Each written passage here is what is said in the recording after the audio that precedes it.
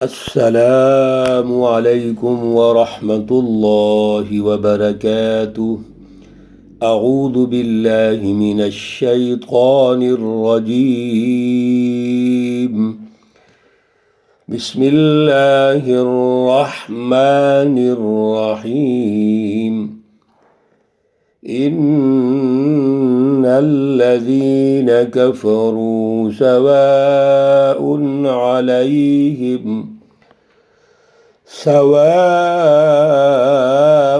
علیہم أأنذرتهم أم لم تنذرهم لا يؤمنون۔ ختم الله على قلوبهم وعلى سمعهم وعلى أبصارهم غشاوة ولهم عذاب عظيم۔ صدق الله العلي العظيم۔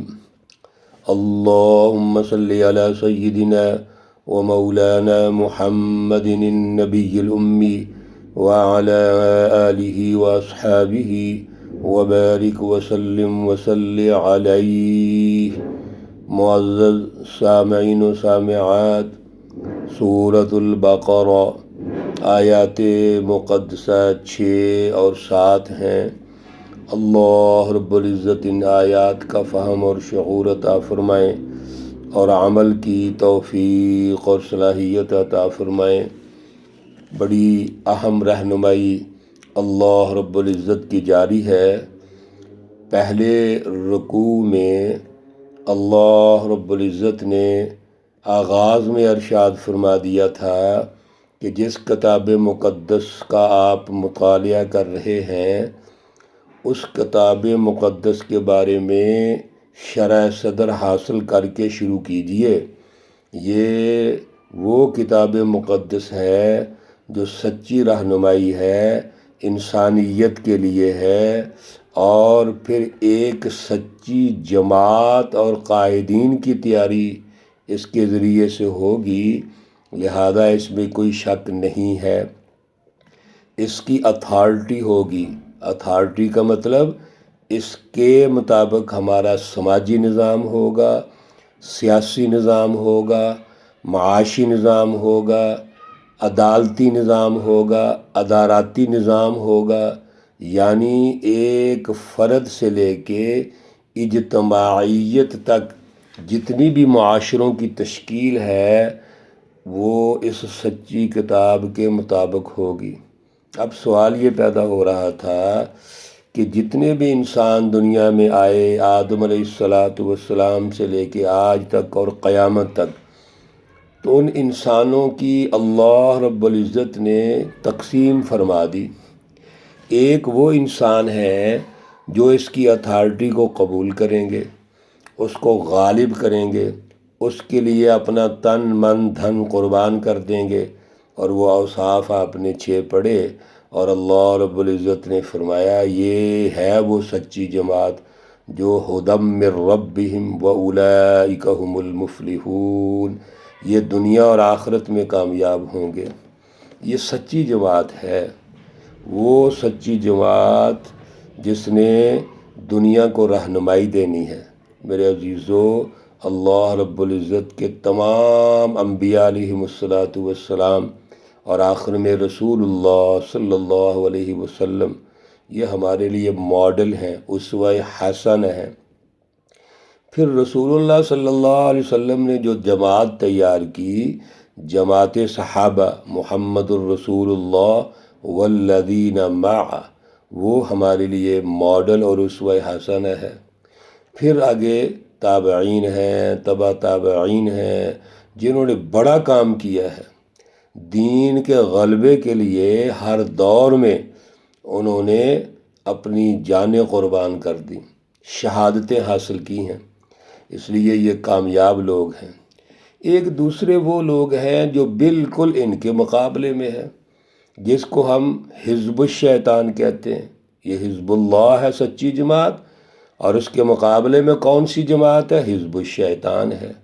وہ بھی قائدین ہیں کفار کے، مشرکین اور کفار وہ جو قائدین کا کردار ادا کرتے ہیں۔ یہ دوسری جماعت حزب الشیطان کے قائدین ہیں، یہ وہ ہیں جو منکرین ہیں، اللہ کی اتھارٹی کو نہیں مانتے، اللہ رب العزت کے بھیجے ہوئے انبیاء علیہم الصلاۃ والسلام کو نہیں مانتے، بلکہ ان کا مقابلہ کرتے ہیں، ان کا مذاق اڑاتے ہیں، ان کو کبھی جادوگر کہتے ہیں، مجنوں کہتے ہیں، استغفر اللہ، پاگل کہتے ہیں، مختلف عنوانات سے یاد کرتے ہیں، ان کی تذلیل کرنے کی کوشش کرتے ہیں، ان کو قتل کرتے ہیں۔ وَيَقْتُلُونَ الْأَنْبِيَاءَ بِغَيْرِ حق، یہ وہ کافر ہیں جو کبھی بھی دین کو تسلیم نہیں کرتے، انسانی حقوق کو تسلیم نہیں کرتے۔ یہ ظالم مافیا ہے، یہ ظالم متکبرین ہیں۔ آج کے درس میں انہی کا تعارف ہے۔ اور تیسرے انسان کون ہے؟ جو ظاہراً کہتے بھی ہیں ہم اتھارٹی کو مانتے ہیں لیکن عملاً نہیں مانتے۔ وہ انشاءاللہ کل جو دوسرا رکوع شروع ہوگا اس میں ان کا تعارف اللہ رب العزت فرمائیں گے، اور پھر بڑا وہ پورا لمبا رکوع ہے ان کے بارے میں، ان کی خصوصیات کے بارے میں۔ اللہ رب العزت ارشاد فرماتے ہیں، ترجمہ سن لیجئے پہلے، ان الذین کفروا، بے شک جن لوگوں نے انکار کر دیا، اور انکار کیسے کیا؟ پکا انکار، عادی ہیں، سواء علیہم، برابر ہے ان پر، اانذرتہم، خواہ آپ ان کو ڈرائیں، ام لم تنذرہم، یا ان کو نہ ڈرائیں، لا یؤمنون، وہ ایمان نہیں لائیں گے۔ ختم اللہ، خاتمہ مہر لگا دی ہے، مہر کر دی ہے اللہ نے، علی قلوبہم، ان کے دلوں پر۔ قلوب قلب کی جمع ہے جس کا معنی ہے دل، وعلی سمعہم، علی جہاں بھی آئے گا اس کا معنی پر ہے، سمعی سماعت، اور سماعت ہم کہاں سے کرتے ہیں؟ کانوں سے، اور ان کے کانوں پر، وعلی ابصارہم، اور ان کی آنکھوں پر، ابصار آنکھوں، ہم ان کی، یہ جہاں بھی ہم آ رہا ہے یاد رکھیے اس کا معنی ان کی ہے، غشاوۃ پردہ ہے، وَلَهُمْ، اور ان کے لیے، عذاب عظیم، بہت بڑا عذاب ہے۔ میرے عزیزو، پہلے اللہ رب العزت نے متقین کی صفات ارشاد فرمائیں، حزب اللہ سچی جماعت جو سچی رہنمائی پر ہے۔ اب بالکل ان کے جو مقابلے پہ شیطانی جماعت ہے، ان کے قائدین، تو اللہ رب العزت نے واضح ارشاد فرما دیا، ان کو ڈرائیں یا نہ ڈرائیں برابر ہے۔ اب اس کی جو مثالیں ہیں میرے پیارے رسول اللہ صلی اللہ علیہ وسلم کے دور میں بے شمار ہیں، اور سب سے بڑی بات 2 جملوں میں ہم کر کے آگے چلتے ہیں وقت کی کمی کی وجہ سے، کہ 13 سالہ جو مکی دور ہے نبوت ملنے کے بعد، ایک ایک لمحہ، ایک ایک سیکنڈ میرے پیارے رسول اللہ صلی اللہ علیہ وسلم نے سمجھانے کے لیے صرف کر دیا۔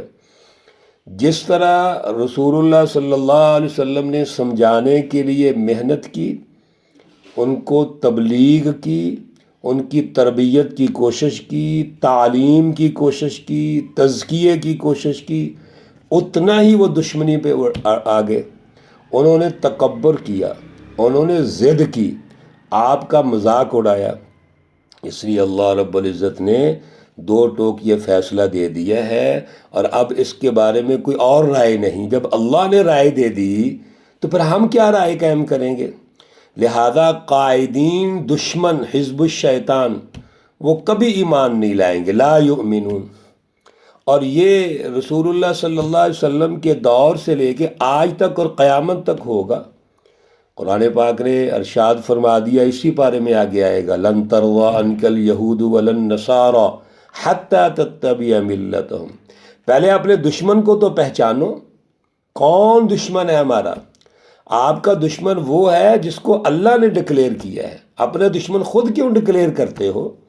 ہمارے دشمن یہود و نصارہ ہیں، یہ صہیونی طاقتیں ہیں، سرمایہ پرست طاقتیں، سرمایہ داری نظام کو قائم کرنے والے، انسانی حقوق کو سلب کرنے والے، انسانی وسائل پر قبضہ کرنے والے۔